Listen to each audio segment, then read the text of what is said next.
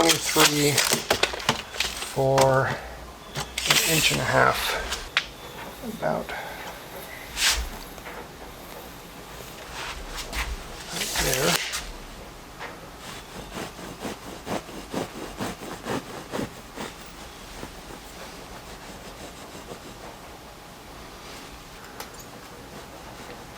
For 1.5 inches.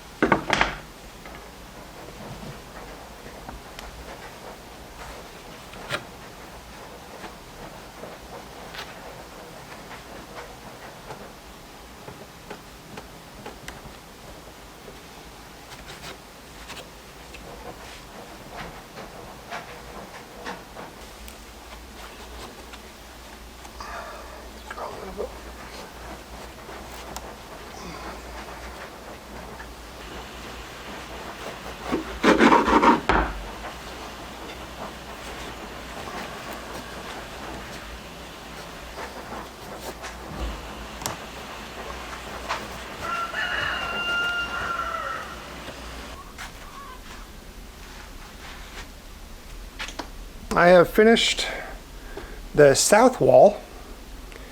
Took one bag to fill the remaining gaps that I had from when I started insulation a while ago. So there's sheetrock already up right there from when they first started sheetrock, again, a while ago. There is no insulation behind that sheetrock because that's in the laundry room, and we're going to be refinishing the laundry room, so I didn't put up insulation there. But this patch right here was already installed. Took one bag to basically do this portion of the wall here, and then all of that up there.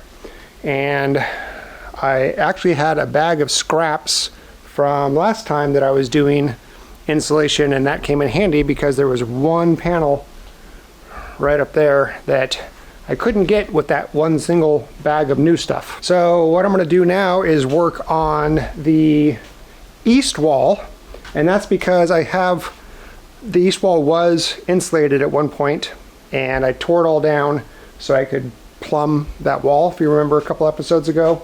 So I still have the bats in place. I need to cut them to size, but I want to get them off of the floor because they've been a nuisance and in my way for quite some time. So I'm going to start getting the east wall finished. So let's get going. I'm just going to do time lapse. I think that makes sense.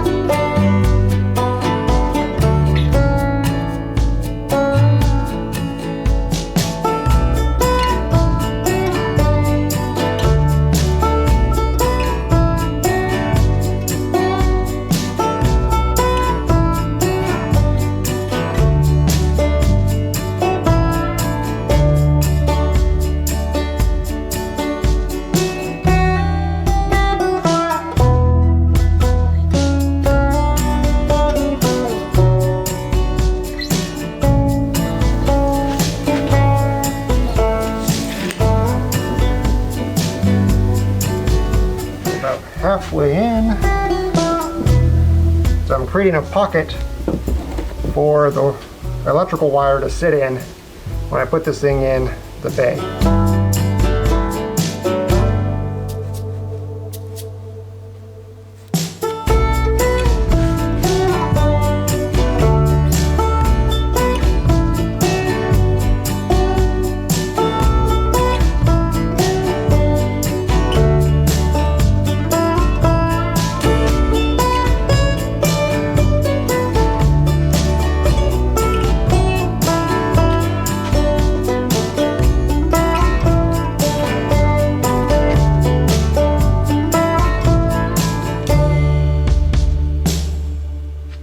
Let me explain what my thought process is with this wall. So far I've been putting up rock wool insulation.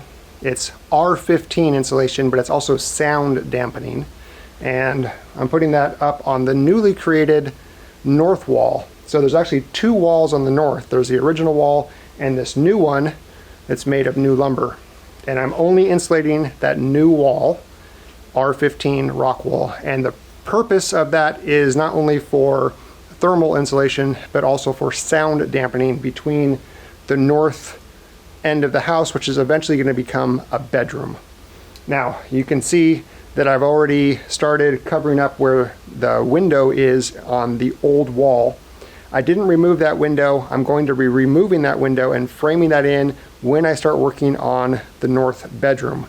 And I'm actually going to be taking off all the siding and putting in insulation in the original north wall when I'm doing the bedroom. So there'll actually be two layers of insulation along basically the north side of the house.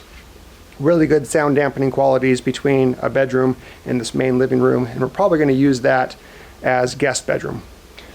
So we want good isolation, if you will. Let's talk about up at the top up here, which I'm going to be getting to in a little bit. So I'm calling that the triangle, which is up there, the triangle.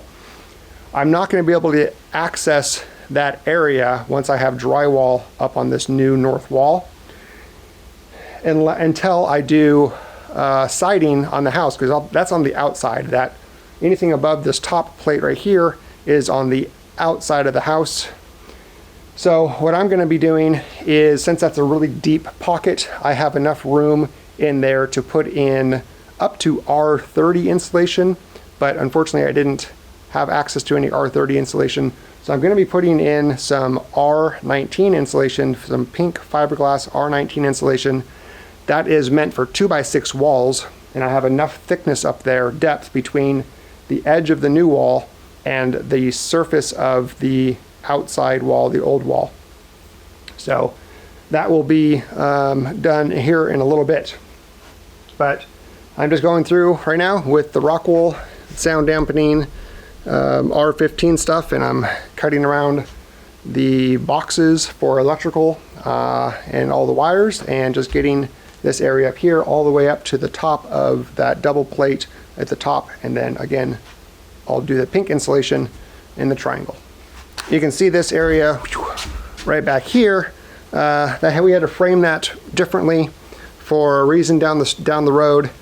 So there's some odd sizing there, and I'm just using scraps to fill in those gaps. So as I have scraps that work with that, I'll fill it in. So that's why I skipped that little section there.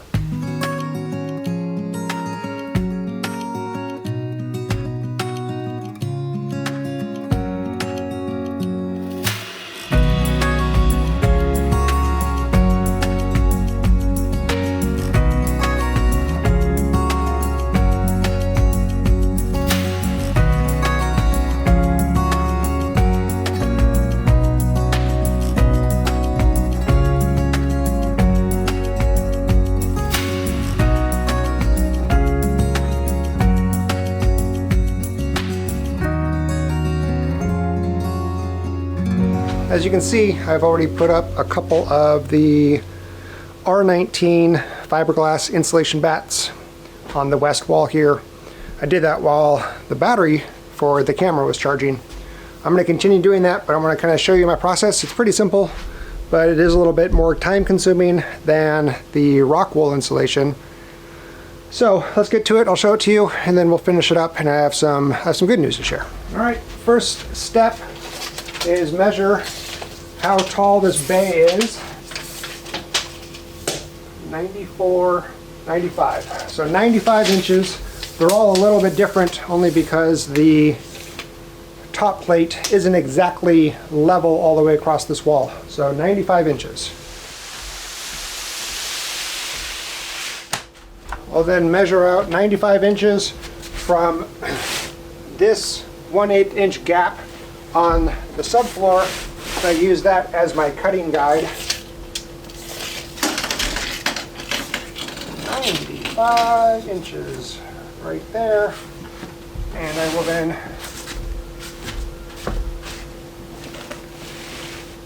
bring that end to the 95 inches. Let me get my gloves on.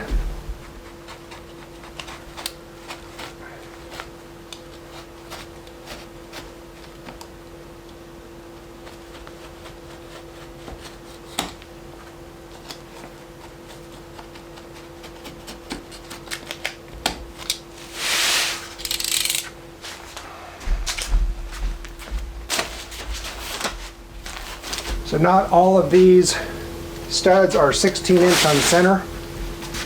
So I'll go ahead and work on one that is not, just to show you the extra step that I take. And that is this one here. So that's 13 inches wide versus this one, which is 16 on center. That's 14.5 inches wide.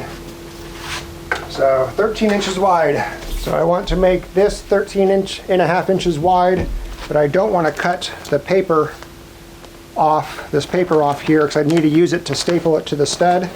So I'll hold my finger at 13 inches and I'll use this as a guide for cutting.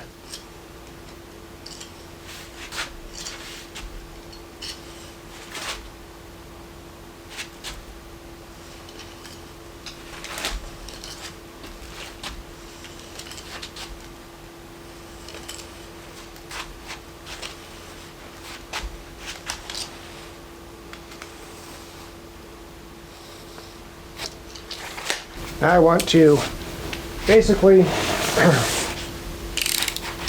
cut this down to the paper, but not cut through the paper.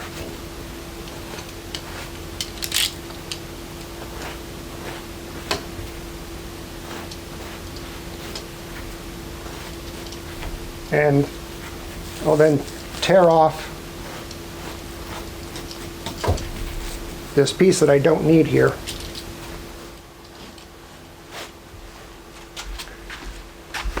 I think I need a new blade. This one's getting pretty dull since it is cutting through glass, fiberglass. Okay, new blade.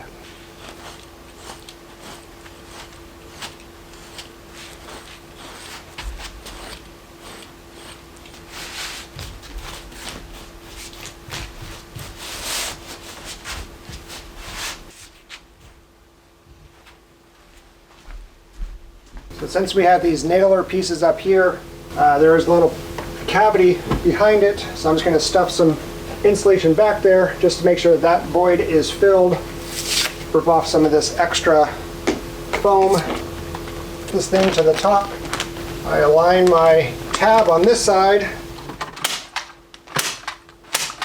put a couple staples in it to hold it in place. And now this one, whoops, I forgot one step. There's a wire, electrical wire down there, and I should have measured and pre-cut the fiberglass behind it. So I'll just do that now. Actually, I'll just do that when I get down there. Shoot, I was in a rush to get this thing done for you guys.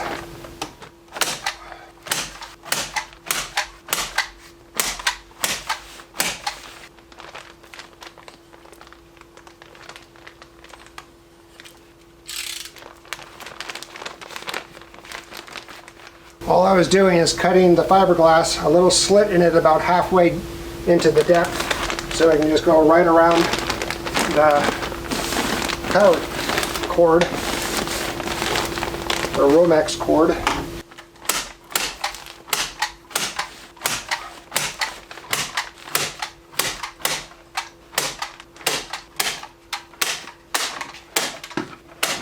All right. And now there is a little excess. So since this is not a full 16 on center bay, this tab normally would have lined up with the other stud on the side, but this was a short bay, so I'm just going to fold it back and staple it in place. I could cut it off also. Let's see here. What would that look like? Maybe that's what I'll do.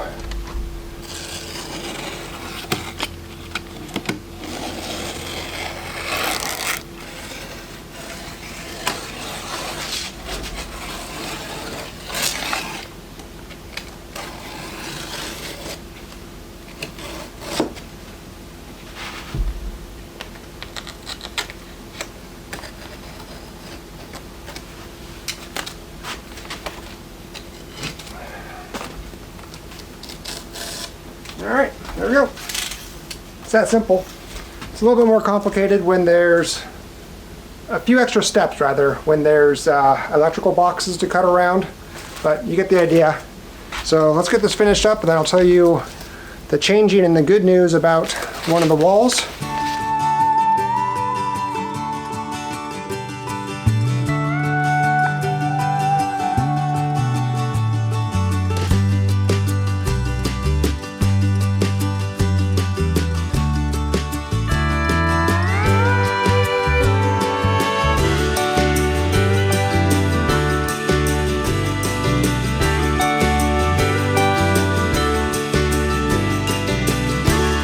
Okay, let's stop for a second and talk about an issue that I was thinking about yesterday and today, and actually read a comment on the last video about this, and also I got a personal text from somebody asking about this. So let's just address it and tell you how I'm going to solve it.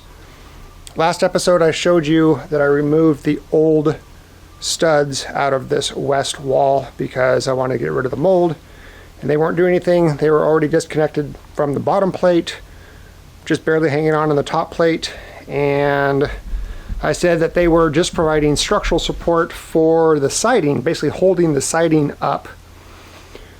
Well, something I didn't think about in time, but I have time now to correct it, is that siding provides a significant structural support for sideways movement, I guess that'd be vertical movement, I don't know, of your wall.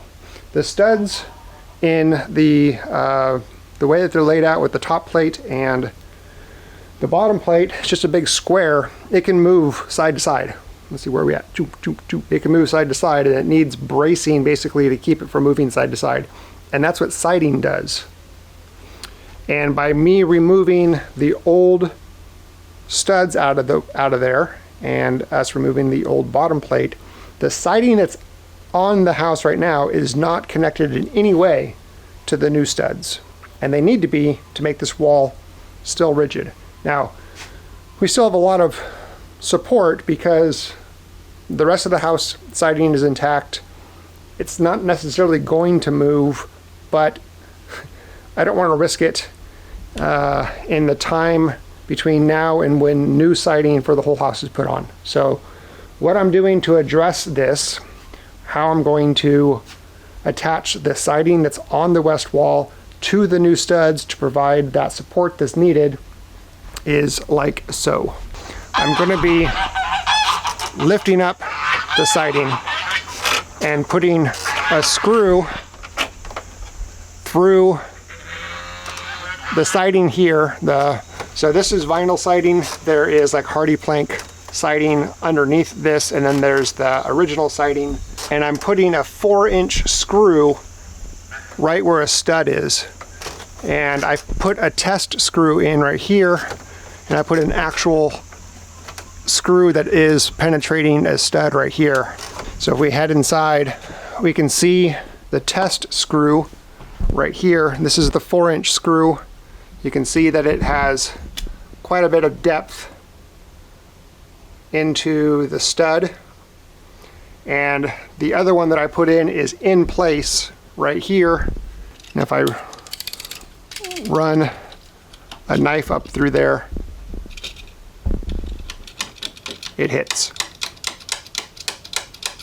All right, so I will be doing that along this wall in a pattern that will provide the support. I'm going to do that off camera. I don't need to do that here, but I just wanted to address that because it is an issue. It needs to be addressed. It needs to be fixed, and I will fix it. I really should have done that prior to putting up the insulation so I can make sure all those screws that I am going to put through are actually hitting studs.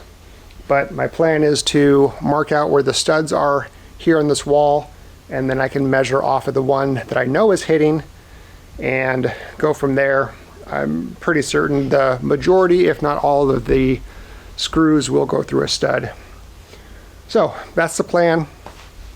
I'll get about 2 inches of penetration into the new studs with those 4-inch screws. Those 4-inch screws are these GRK all-purpose. These should be plenty strong for this temporary application until new siding is put on. So, all right, let's get back to insulation.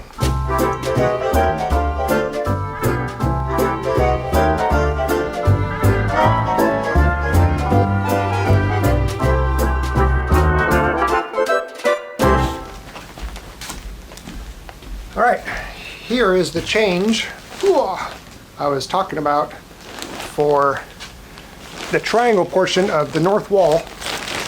This is the R30 insulation that I wasn't able to get a hold of, I thought, in time to put up in the triangle section right up here.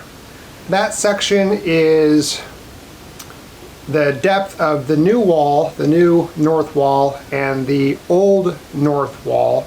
That, like I mentioned before, that is the peak of the roof on the north side. That's an exterior portion of this, and it's deep enough to where I can get R30 insulation in there.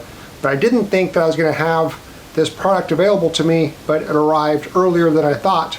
As the stuff is going up above me, you can see how it's going to fill in quite nicely, give me a really good R30 insulation up there on the peak of that wall. All right, well, I am pretty much done with my insulation. Let me show you around, and we'll call it a, well, we'll end the video there. West wall, we have, it's a 2x6 framing, so we have R19 fiberglass insulation with little pockets of double layer R15 rock wool up above both of the doors. And then just a little space right here where, again, double insulation of R15 rock wool. This wall, lower half, is R15 for sound dampening between that and then what's going to be a bedroom. And then up in the triangle up there is the R30, and that again is the roof line. But it's the north wall, so it's not going to get too much heat, or I guess it'll get cold, so it'll help insulate. The east wall here, this is R15 rock wool. This is the one that I had to plumb out, and that goes all the way into the kitchen. There's a little bit of outside space. Most of that wall is interior wall, but this over by the window, it's outside space, and it converts over to R15 fiberglass insulation. And then last we have the south wall, and again it's R15 fiberglass insulation, top and bottom, all of it. And I wish I could have gotten R30 R30 on the top triangle of the south wall, because that's going to get the most heat, but it wasn't deep enough and I didn't fur out the wall to make that happen. So anyway, I am done with insulating the walls. I am ready for drywall, which is in 2 days. I made it. Next, after drywall, I'll be insulating the ceiling. We'll talk more about that later. Really appreciate you guys watching. All right, next video, drywall. It's gonna be awesome. I'll see you then. Bye.